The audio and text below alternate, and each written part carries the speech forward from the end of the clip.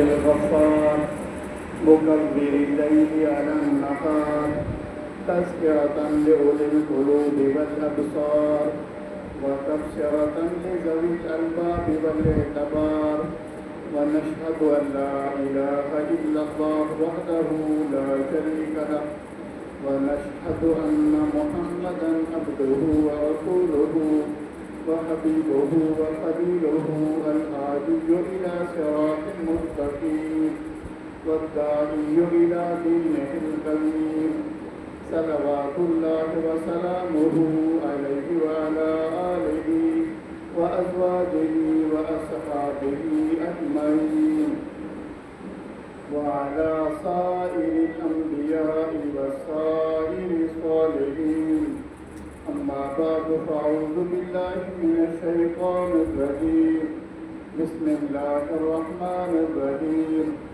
إنا أعطيناك الكوثر فصل لربك وانحر إن شانئك هو الأبتر صدق الله مولانا العظيم وصدق النبي رسوله الكريم میرے محترم حضرات، اللہ تبارک و تعالی ہم سب کا خالق ہے، اللہ ہم سب کا مالک ہے، اور یہ پوری کائنات اللہ تعالیٰ کی مخلوق ہے اور اللہ کا ملک اور مملوک۔ یہ ساری کائنات کا مالک میرا رب ہے۔ چاند، سورج، زمین، آسمان، ستارے، یہ سب میرے رب نے پیدا کیے۔ اللہ تبارک و تعالیٰ کی شان یہی ہے کہ اللہ تبارک و تعالیٰ کو ان نشانیوں سے پہچانو۔ اسی لیے حضرت ابراہیم علیہ السلام نے جب نمرود کے سامنے اس کو دین کی دعوت دی تو وہ اپنے آپ کو خدا کہلاتا تھا، تو اس نے کہا کہ تمہارا رب کون ہے؟ تو ابراہیم علیہ السلام نے کہا میرا رب تو وہ ہے جو زندہ بھی کرتا ہے اور موت بھی دیتا ہے۔ تو نمرود نے کہا واہ، یہ کام تو میں بھی کر سکتا ہوں۔ کیا ایک بندہ جس کو سزائے موت ہو چکی تھی، کہا دیکھو اس کے ذمہ میں موت آ گئی، میں نے اس کو رہا کر کے چھوڑ دیا، جا، یہ میں نے مردے کو زندہ کر دیا۔ اور ایک بندہ جو بازار میں جا رہا تھا، جس کا کوئی جرم اور قصور نہیں تھا، اس کو پکڑ کر پھانسی لٹکا دیا اور کہا دیکھو یہ زندہ تھا، اس کو میں نے مار دیا۔ تو ابراہیم علیہ السلام نے کہا کہ یہ بے وقوف ہے بندہ، اس کو یہ بات سمجھ آنے والی نہیں ہے۔ انہوں نے کہا میرا رب وہ ہے جو سورج کو مشرق سے طلوع کرتا ہے اور مغرب میں غروب کرتا ہے۔ اگر وہ رب ہے تو پھر مغرب سے تو طلوع کر کے دکھا دے۔ اب یہ کام تو اس کے اختیار کا تھا نہیں، نہ اس سے ہو سکتا تھا۔ تو قرآن پاک میں ہے فَبُہِتَ الَّذِي كَفَرَ، وہ بے ایمان حیران و پریشان ہو گیا، اب وہ کیا کر سکتا تھا؟ تو میرے بھائیوں، یہ سورج ہے، زمین ہے، چاند ہے، ستارے ہیں، زمین ہے۔ اب تھوڑا سا دیکھو کہ زمین کے اندر تم ایک دانہ گندم کا ڈالتے ہو، بس ایک دانہ گندم کا ڈال کر اس سے ایک سکہ، ایک خوشہ اگتا ہے، اس خوشے کے اندر 7 بالیں بنتی ہیں اور 7 بالوں کے اوپر 7 سکے لگتے ہیں اور ایک سکے کے اندر ایک 100 دانہ ہوتا ہے۔ تو ایک دانے سے کتنا دانے پیدا ہو گئے؟ 700 دانے۔ اب یہ ہے کسی بندے کی طاقت کہ بندہ ایسا کام کر سکے؟ کہ کسی انسان کی طاقت نہیں۔ تو اسی لیے دیکھو کہ ایک وقت آتا ہے کہ جب بندہ مر کر اللہ کے سامنے پیش ہوتا ہے، 2 بندے پیش ہوں گے۔ ایک بندہ وہ ہے جو اللہ تبارک و تعالیٰ کی ذات کے اوپر ایمان رکھتا ہے کہ اللہ وحدہ لا شریک، اللہ جیسا کوئی نہیں، اس کا یہ ایمان ہے کہ ہم سب کو اللہ نے بنایا، اللہ نے پیدا کیا اور اللہ موجود ہے، یہ ساری کائنات جو ہے یہ رب کے حکم سے چل رہی ہے، لیکن اس بیچارے کو نماز کا پتہ نہیں، اس بیچارے کو روزے کا پتہ نہیں، اس بیچارے کو حلال حرام کا پتہ نہیں، اس کو نکاح طلاق کا پتہ نہیں۔ اب وہ زندگی میں اس نے کبھی نماز نہیں پڑھی، کبھی روزہ نہیں رکھا، کبھی اس نے حلال حرام نہیں کھایا، جو آیا کھا لیا، اب وہ مر کر اللہ کے ہاں پیش ہوتا ہے۔ اللہ تبارک و تعالیٰ اسے پوچھتے ہیں کہ میاں تو نے کبھی نماز نہیں پڑھی، تو نے کبھی روزہ نہیں رکھا، تو نے یہ حرام چیزیں کھائیں، تو نے کبھی نکاح نہیں کیا، تو ایسے زنا کرتا رہا۔ وہ کہہ گا یا رب تم مجھ سے کون سی باتیں پوچھ رہے ہو؟ تم نے مجھے کبھی بتایا کہ نماز کیا ہوتی ہے، مجھے سکھایا کہ نماز کیسے پڑھی؟ تو کہتا ہے یا رب مجھے تو نے بتایا کہ روزہ کیا ہوتا ہے، مجھے تو پتہ نہیں کہ روزہ کیا ہوتا ہے، مجھے تو کسی نے نہیں بتایا کہ یہ حلال ہے اور یہ حرام ہے، مجھے تو معلوم نہیں تھا۔ تو پھر جب مجھے پتہ نہیں، تم نے مجھے سکھایا نہیں، تم نے مجھے بتایا نہیں، پھر تم کیوں پوچھتے ہو؟ اللہ تبارک و تعالیٰ کہیں گے کیا آج تک تمہارے پاس کوئی پیغمبر نہیں آیا جو تمہیں بتائے کہ یہ چیز حلال ہے اور یہ چیز حرام ہے؟ کیا آج تک کوئی پیغمبر تمہارے پاس نہیں آیا جو تمہیں سکھائے کہ نماز کیا ہے اور کس طرح ہے؟ کیا تمہارے پاس کوئی عالم، کوئی مفتی، کوئی تبلیغی نہیں پہنچا جو تمہیں سمجھاتا کہ یہ حلال ہے یا حرام ہے؟ وہ کہتے ہیں یار مجھے تو آج تک ایسا بندہ کوئی نہیں ملا جو مجھے یہ بات سمجھاتا کہ یہ حلال ہے، یہ حرام ہے، یہ نماز ہے، یہ روزہ ہے، یہ زکوٰۃ ہے، یہ حج ہے۔ مجھے تو ان چیزوں کا کوئی علم نہیں ہے، نہ مجھے کسی نے پڑھایا، نہ سکھایا، نہ بتایا۔ جب مجھے ان چیزوں کا علم نہیں ہے تو میں عمل کیسے کروں گا؟ اللہ تبارک و تعالیٰ کہیں گے ٹھیک ہے ابھی اس کا عذر معقول ہے، اس کو معاف کر دیا، جنت میں سمجھے ہو؟ کیونکہ یہ دین جو ہے، یہ دین بندہ عقل کے ذریعے سے نہیں، یہ دین بندہ پیغمبر کے حکم پر سیکھتا ہے، یہ دین بندہ اپنے علم سے سیکھتا ہے، اور علم جو ہے حلال حرام کا اور روزے کا، نماز کا۔ اب نماز کا اگر نبی علیہ السلام ہمیں اس طرح نماز پڑھنا نہ سکھاتے تو ہمیں کیا پتا کہ نماز کہاں سے ہے؟ قرآن پاک کے اندر آتا ہے کہ روزہ جب نیا فرض ہوا، روزے کے احکام جب پہلے اترے، اللہ تبارک و تعالیٰ نے فرمایا کہ رات کو تم اتنے تک کھاتے پیتے رہو جب تک کہ سفید دھاگا سیاہ دھاگے سے جدا نہ ہو جائے، جب تک کہ سفید دھاگا سیاہ دھاگے سے جدا نہ ہو جائے۔ اب قرآن پاک کے الفاظ کوئی نہیں ہیں، عربی زبان کی ایک صحابی تھا، اس نے کیا کیا تھا، دو دھاگے اپنے ہاتھ میں باندھ دیے، ایک دھاگا سفید رنگ کا، ایک دھاگا سیاہ رنگ کا، اور صبح وہ اتنے تک کھاتا رہا جب دو دھاگوں کے درمیان میں فرق واضح نظر نہ آئے۔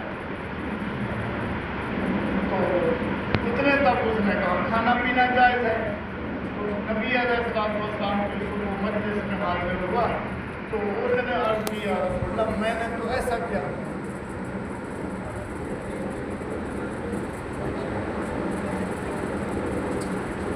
تو اس نے عرض کی کہ یا رسول اللہ میں نے تو ایسا کیا کہ میں نے دو دھاگے باندھ لیے۔ تو نبی علیہ السلام نے فرمایا، سمجھایا بھائی قرآن پاک کے اندر جو خیط الابیض اور خیط الاسود کا لفظ استعمال ہوا ہے اس سے مراد یہ حقیقی دھاگے نہیں ہے۔ خیط الابیض سے مراد ہے صبح صادق سفید ناری۔ خیط الابیض سفید دھاگے سے مراد کیا ہے؟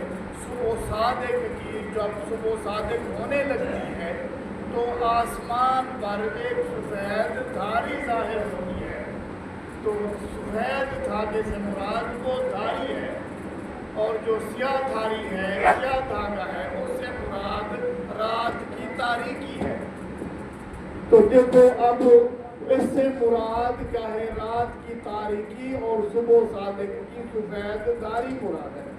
اب یہ چیزیں تو نبی علیہ السلام کے سمجھانے سے سمجھ میں ہیں، اور اس طرح صرف قرآن پاک کو پڑھ کر صرف ترجمہ سمجھ کر سمجھ میں نہیں آتی۔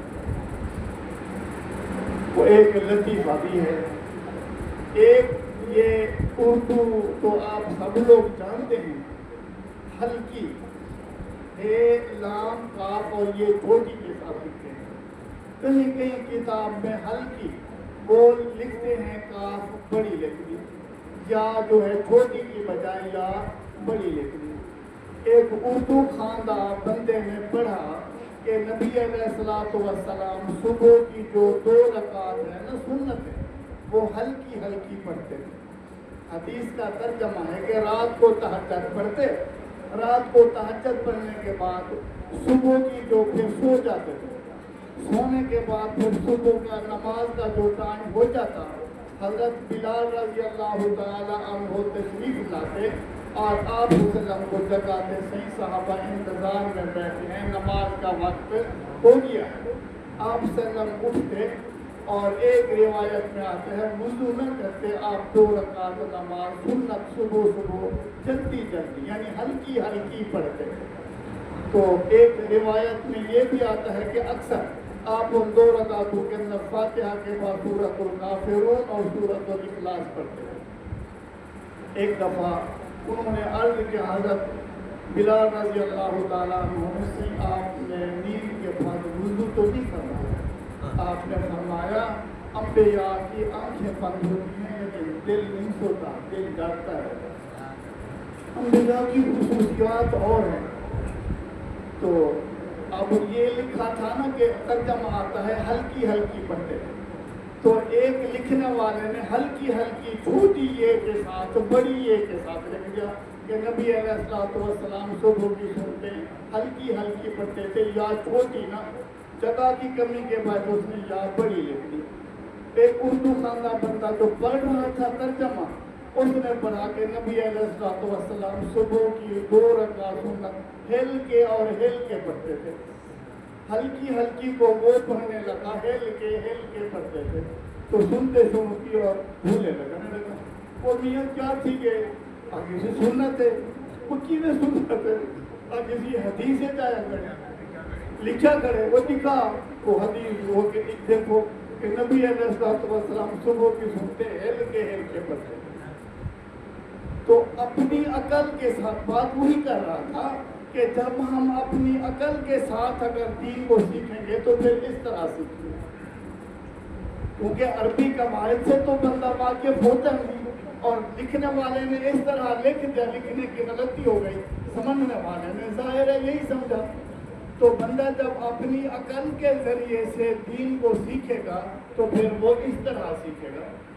تو دین کو سیکھنے کے لیے پیغمبر کی ضرورت ہے، اس لیے اللہ تبارک و تعالیٰ نے ہر امت کے لیے انبیاء کرام کو بھیجا تاکہ تم جا کر ان کو دین سکھاؤ، نماز سکھاؤ، روزہ سکھاؤ، زکوٰۃ سکھاؤ، حج کے احکام سکھاؤ، عمرے کے احکام سکھاؤ۔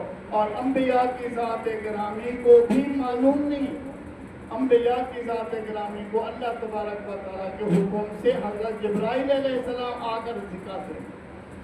تو جب نماز فرض ہوئی تو حضرت جبرائیل علیہ السلام 2 دن تشریف لاتے رہے اور آ کر وضو کر کے دکھایا۔ جبرائیل علیہ السلام نے نبی علیہ السلام کو وضو کر کے دکھلایا، پھر نبی علیہ السلام نے اس طرح وضو فرمایا، پھر 2 دن حضرت جبرائیل علیہ السلام نبی پاک کو نماز پڑھاتے رہے اور نبی پاک ان کے ساتھ پڑھتے رہے۔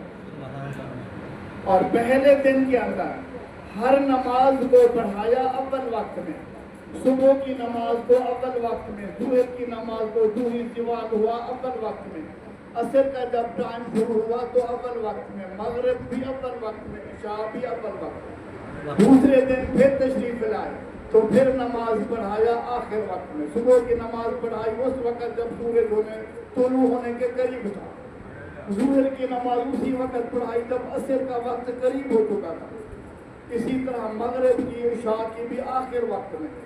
تو 2 دن نماز سکھانے کے بعد پھر فرمایا یہ اوقات ہیں نماز کے آپ کی امت کے. تو یہ جو سکھانا ہے یہ اللہ تبارک و تعالیٰ کی طرف سے تھا.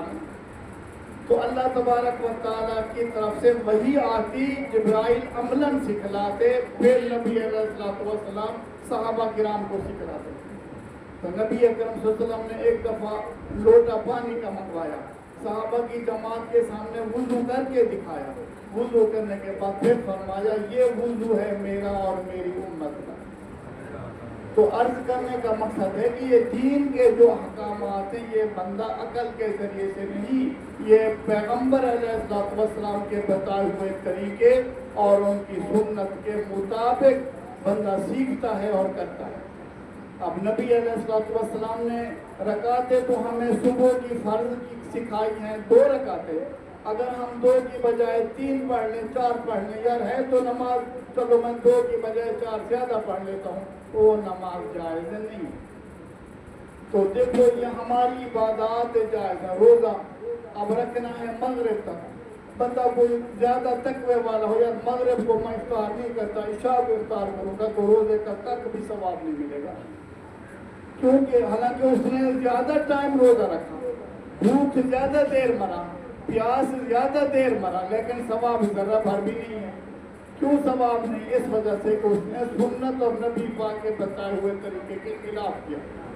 تو ہمارا دین، ہماری عبادات وہی قابل قبول ہیں جو نبی علیہ السلام کے بتائے ہوئے طریقے کے مطابق ہے. اس لیے دین اور احکامات جو ہیں یہ تو بندہ اپنی عقل کے ذریعے سے نہیں بلکہ یہ سیکھتا ہے نبی علیہ السلام کے بتائے ہوئے طریقے کے مطابق. اب عقل کے مطابق اگر سیکھنا ہوتا تو ایک مثال کے ساتھ سمجھا دیتا.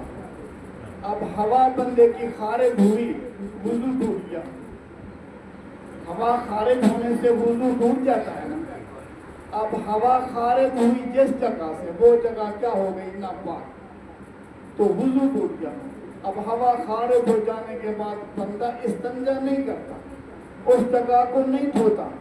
کہ کیا دھوتا ہے؟ ہاتھ دھوتا ہے، چہرہ دھوتا ہے، مسح کرتا ہے، پاؤں دھوتا ہے. وضو ہو گیا یا نہیں ہوا؟ ہو گیا. نماز پڑھ لو گے تو نماز جائز ہوگی. جبکہ عقل کا تقاضا یہ ہے کہ جس جگہ سے ہوا خارج ہوئی ہے، ہوا نکلی ہے، نجاست جو نکلی ہے وہ تو اس جگہ سے نکلی ہے، اسی جگہ کو دھونا چاہیے تھا.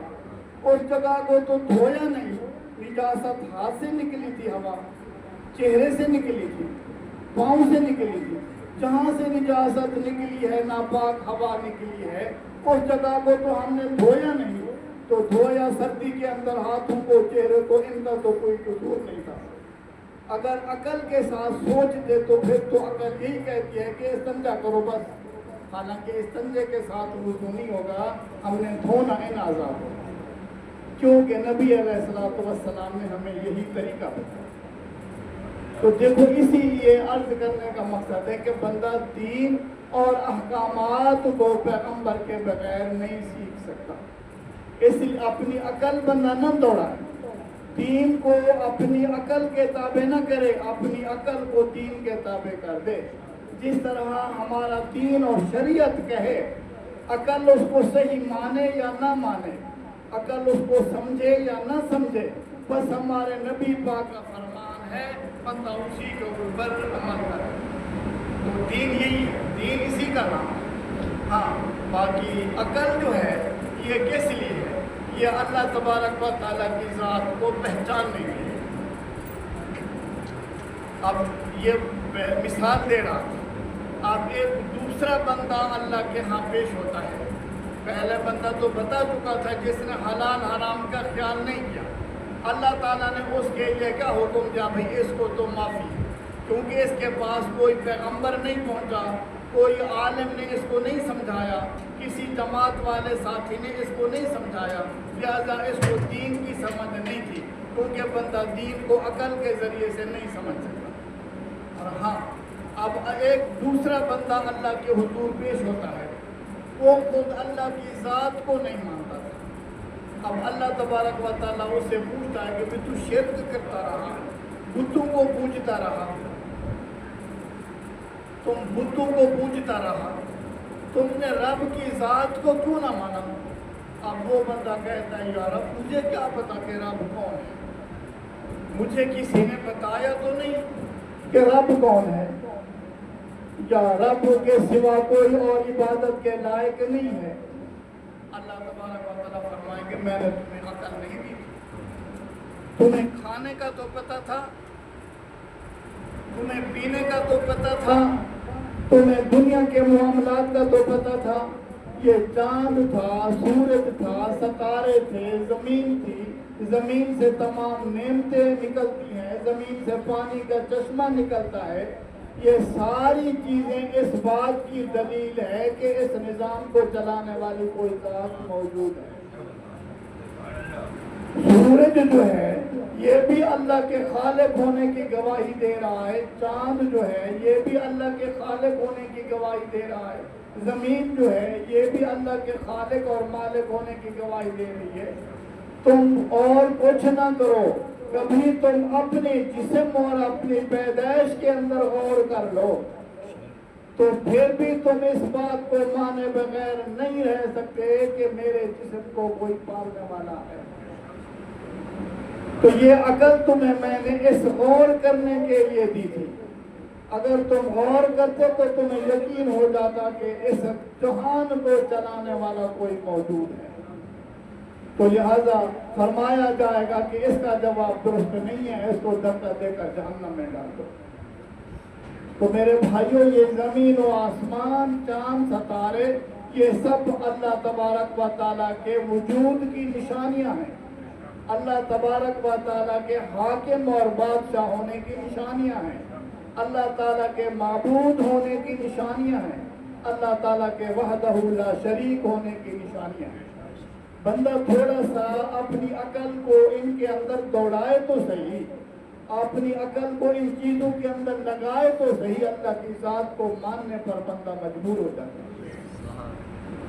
تو میرے بھائیوں، اللہ تبارک و تعالیٰ عرض کر رہا تھا کہ ہم سب کا خالق اور مالک ہے، تو اللہ تبارک و تعالیٰ نے اس دنیا کے اندر زندگی گزارنے کے لیے ہمیں دین اور شریعت دی ہے، نبی علیہ السلام کا طریقہ دیا ہے، تو ہماری زندگی اسی صورت میں کامیاب ہے جب نبی علیہ السلام کے طریقے کے مطابق ہو، اور نبی علیہ السلام، ہماری عبادات وہی قبول ہیں جو ہماری نبی علیہ السلام کے بتائے ہوئے طریقے کے مطابق ہو۔ تو اب یہ جو عشرہ چل رہا ہے، یہ عشرہ آپ سب کو معلوم ہے کہ ذی الحجہ کا عشرہ ہے، اور اسی کے اندر 10 ذی الحج کو حج کیا جاتا ہے، 9 ذی الحج کو میدان عرفات میں۔ حج کیا ہے؟ حج مکہ میں اور بیت اللہ میں نہیں ہوتا۔ اللہ کی شان دیکھو، اللہ کا گھر تو مکہ مکرمہ میں ہے، بیت اللہ میں ہے، حج کہاں ہوتا ہے؟ بیت اللہ سے 9 میل دور میدان عرفات میں۔ اللہ تبارک و تعالیٰ یہ بات اسی لیے کہہ رہا تھا کہ عقل سے نہیں، بس حج کا سب سے اہم فریضہ جو ہے نا وہ میدان عرفات کا قیام ہے۔ کہاں سے؟ صبح صادق سے لے کر عصر تک۔ بس اس دوران آپ کو اگر تھوڑا سا ٹائم مل گیا ہے نا، آپ کا حج ہو جائے۔ اگر 9 ذی الحج کو ایک آدمی غروب کے بعد یا عصر کے بعد میدان عرفات میں پہنچتا ہے، اس کا میدان عرفات کا قیام مس ہو جاتا ہے، تو سمجھو اس کا حج نہیں ہوا، اس کا حج گیا۔ ایک بندہ بے ہوش ہے یا اس بندے کو نیند ہے، اس بندے کو ساتھی اٹھا کر میدان عرفات میں لے گئے اور وہ بیچارہ میدان عرفات میں کچھ دیر پڑا رہا، اس کا حج ہو جائے۔ حج کا اہم رکن جو ہے وہ کیا ہے؟ وہ میدان عرفات کا کیا؟ حج کا فریضہ یہی ہے۔ باقی طواف ہے، زیارت ہے، وہ کنکریاں لگانا ہے، یہ سب واجبات ہے۔ اگر یہ چیزیں بندے سے چھوٹ گئی ہے تو اس کے اوپر سجدہ سہو جیسے نماز میں نماز کا کوئی رکن چھوٹ جائے تو سجدہ صاحب کر دو تو نماز کی وہ کمی پوری ہو جاتی ہے۔ تو حج کے اندر میدان وقوف کا، میدان عرفات کا قیام بندے نے کر لیا، اس کے بعد باقیوں سے طواف چھوٹ گیا، کنکریاں چھوٹ گئیں اور چیزیں چھوٹ گئیں، تو اس کے اوپر سجدہ صاحب حج کے اندر کیا ہے؟ ایک بکرے کی قربانی دام۔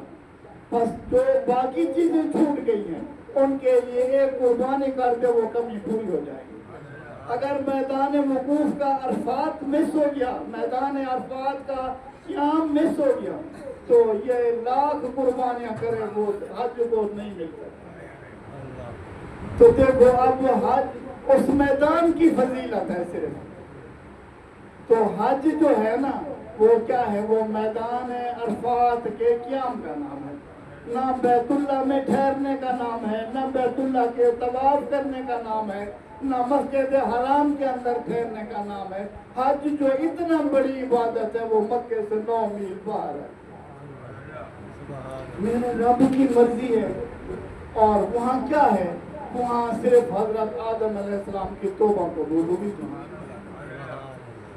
اللہ تبارک و تعالیٰ کو اپنے کسی بندے کی کوئی ادا پسند آ جائے، بس یہ رب کی پسند پر ہے، کسی بندے کے کمال پر کچھ بھی نہیں ہے۔ اب بی بی ہاجرہ رضی اللہ تعالی عنہا وہ صفا اور مروہ کے درمیان میں اپنے بچے کی پیاس کے لیے پانی تلاش کرنے کے لیے دوڑ رہی ہے۔ تو اب حج جو ہے خواہ عمرہ ہو، وہ ادا جو اللہ کو پسند ہے، اب جو بھی چاہتا ہے وہی بیچارہ دوڑ رہا ہے۔ حالانکہ وہ کیا ہے؟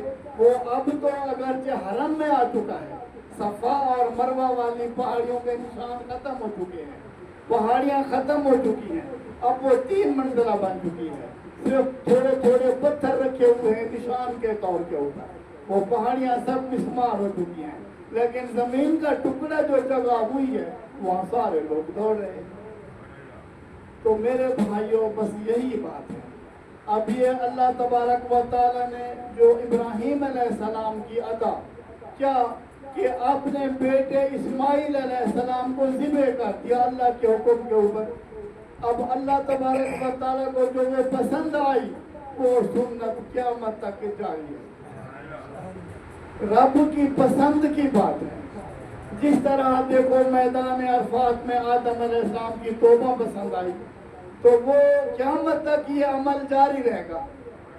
اب اماں ہاجرہ کا دوڑنا پسند آیا، قیامت تک وہ عمل جاری رہے گا۔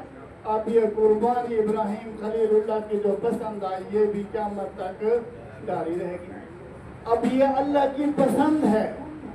اب ہم کتنا کمزور ہیں کہ اللہ دیکھو عمرے والا جو میدان عرفات کا اللہ کی پسند ہے وہ تو آج 13, 14, 15 لاکھ روپیہ لگتا ہے۔ وہ تو غریب امیر کیا کسی امیر متوسط آدمی کا کام ہی نہیں ہے جو حج پر جا سکے۔ 15 لاکھ اب وہاں کس کے پاس ہے جو حج پر جا سکے؟ چلو پھر وہ مشکل ہے، بہت قسمت والے لوگ جاتے ہیں جن کے پاس سرمایہ واقع ہے۔ جو عام غریب اور متوسط طبقہ ہے وہ 2.5-3 لاکھ کے ساتھ چلو عمرے پر جاتا ہے، اللہ کے گھر کی زیارت کرتا ہے، اماں ہاجرہ کی وہ سنت ہے، اللہ کی پسند ہے، اس پر بھی عمل ہو جاتا ہے۔ لیکن یہ قربانی تو میاں اللہ کی ایسی پسند ہے کہ اپنے گھر میں بیٹھ کر ہر بندہ کر سکتا ہے۔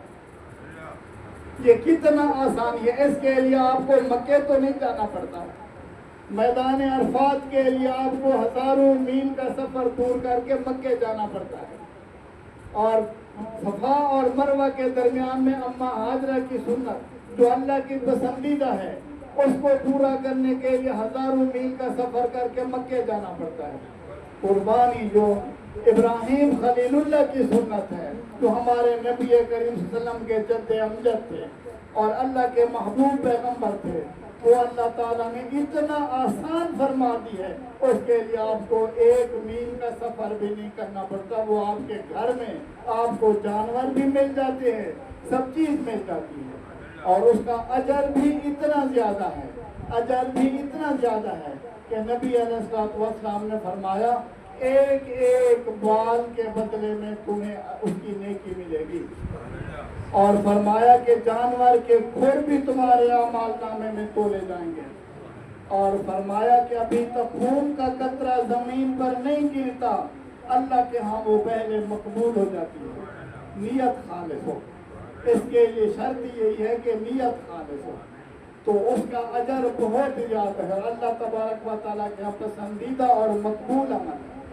تو میرے بھائیوں، یہ کل پرسوں ہی قربانی کا دن ہے، جن لوگوں نے قربانیاں رکھ لی ہیں تو ان کو مبارک ہو، اور جن لوگوں نے ابھی تک نہیں رکھی ہیں تو 20-25 ہزار روپے کا عام حصہ مل جاتا ہے، تو 20-25 ہزار روپیہ اس اللہ کے پسندیدہ عمل کو کرنے کے لیے کوئی زیادہ مہنگا نہیں ہے۔ حج بھی مہنگا ہے، عمرہ بھی مہنگا ہے، لیکن یہ تو ان کی بنسبت بہت سستا ہے اور گھر کے اندر ہے، کوئی مشقت بھی نہیں ہے۔ تو اس لیے ہمیں چاہیے کہ قربانی کے عمل سے مس نہ ہو، قربانی کے عمل کو وغیرہ خراب ہے۔ تو میرے بھائیوں، اب یہ قربانی کا موقع ہے، تو اللہ تعالیٰ نے سب کو توفیق دی ہے۔ یہ قربانی کا جو نصاب ہے وہ گھر کے ضروریات سے وافر ہر چیز شامل کی جاتی ہے۔ آج اتنا غریب کوئی نہیں ہے۔ تقریباً 12 بج رہے تھے، ایک آدمی کا میرے پاس فون آیا، صحیح میں نے پلاٹ خریدا ہے بہاولپور میں 15 مرلے کا، پیسے دینے ہیں۔ ایک امام صاحب سے میں نے پوچھا ہے، اس نے کہا آپ پر قربانی واجب نہیں۔ میں نے کہا بھی کمال ہے کہا تیری، 15 مرلے کا پلاٹ خریدا بہاولپور میں، اس کی رقم ادا کر دی، قربانی کے لیے وہ مسئلے پوچھتا ہے کہ قربانی مجھ پر واجب ہے۔ پلاٹ خریدنا تو فرض ہے، اور قربانی ہماری اہمیت جو ہے عبادات اور اللہ کی پسند کردہ چیزوں کو سنتوں کو یہ اللہ تعالیٰ ہم سب کو توفیق عطا فرمائے۔ میرے خیال میں ٹائم ہو رہا ہے، تو عید کا وقت جو ہے اتفاق سے یہ جمعہ بھی مجھے آنا پڑا، تو عید کا وقت بھی طے ہو جائے کس وقت پڑھ لے، گرمی بھی ہے، قربانیاں بھی کرنی ہیں، تو جلدی کچھ ہو جائے ٹھنڈے ٹائم میں تاکہ قربانیوں کی پریشانی نہ ہو۔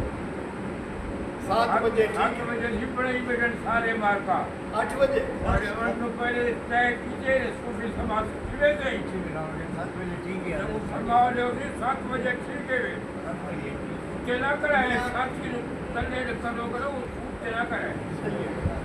میاں قربانی کا ٹائم 7 بجے، عید الاضحیٰ عید نماز کا ٹائم ہماری عیدگاہ بستی مٹھ مستوئی میں 7 بجے ہے، تو 7 بجے ٹھیک ہے نا؟ آپ سب لوگ تائید کرتے ہیں میاں؟ آجی سوا 5 سے جو گھر میں لے جی جی سوا 5 تو 2 گھنٹے تو ہیں سے 2 گھنٹے سے جبران دے بعد 2 گھنٹے بہو میں لوگ جیرا آمن چاہے 2 گھنٹے میں تا پتہ نہیں بندہ کتوں کو جمدے ہیں، تو اس لیے 7 بجے کم اوکھ ہے قربانی دا جی میاں انشاءاللہ عید نماز عیدگاہ مٹھ مستوئی میں 7 بجے ہوگی۔